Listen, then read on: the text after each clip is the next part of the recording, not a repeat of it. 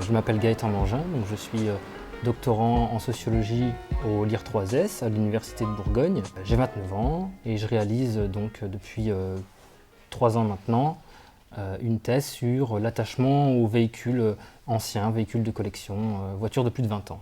Au début, je m'étais intéressé dans d'autres travaux au rapport qu'on a à nos objets, l'attachement qu'on peut avoir à notre environnement matériel. Et puis, j'avais fait un premier travail sur l'attachement à la voiture, de l'individu contemporain à son automobile, comment il l'habite, et puis comment cet objet-là peut être déjà un peu prétexte à raconter sa vie. Et puis, j'avais voulu aller plus loin sur cette idée de l'ancrage biographique. Et c'est pour ça que je me suis intéressé aux voitures anciennes, avec cette hypothèse qui s'est très vite vérifiée d'un ancrage biographique fort.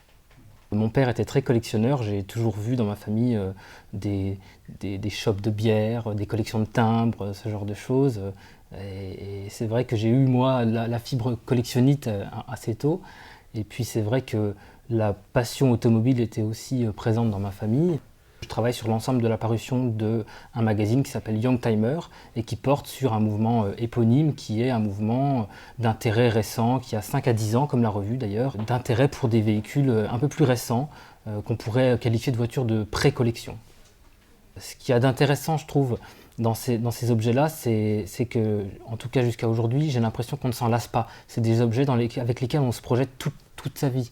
J'aurais dit que j'étais pas spécialement intéressé par les automobiles et les automobiles de collection, mais en fait quand on gratte derrière, on se rend compte que c'est quelque chose qui fait partie de mon histoire familiale et en fait je suis à l'image de beaucoup de gens que j'ai rencontrés sur le terrain, c'est-à-dire que quand on gratte, on se rend compte qu'il y a toujours un ancrage familial. J'ai un cas en particulier, il s'agit de Bruno qui avait 56 ans et qui avait racheté une 4L en fait, comme avait son père, parce qu'il voulait se reconnecter à son histoire familiale, il voulait vraiment comprendre d'où il venait, qu'est-ce qu'avait vécu son père, qu'est-ce qui s'était passé pendant son enfance, parce que son père était décédé assez tôt. Je me suis rendu compte que si je voulais vraiment prendre part à la sociabilité qui se jouait sur ces rassemblements-là, il fallait que j'achète moi aussi une voiture et puis que je puisse venir avec un véhicule à exposer. C'est une Opel Kadett de 1979, décembre exactement.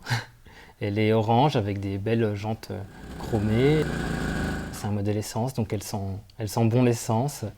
Et c'est une mécanique très simple, hein, comme toutes les voitures de cette époque-là. On peut travailler dedans, mettre les mains dedans facilement. C'est vrai que j'en suis un peu fier aujourd'hui, mais en premier lieu, je l'ai acquis comme étant un outil méthodologique en fait. C'est-à-dire qu'en allant sur les rassemblements, je me suis rendu compte que rapidement, il y avait déjà une première différence entre ceux qui simplement ne peuvent qu'observer et puis ceux qui exposent. Dans 20 ans, si je l'ai encore, je dirais c'était ma première et c'est celle avec laquelle j'ai fait ma thèse.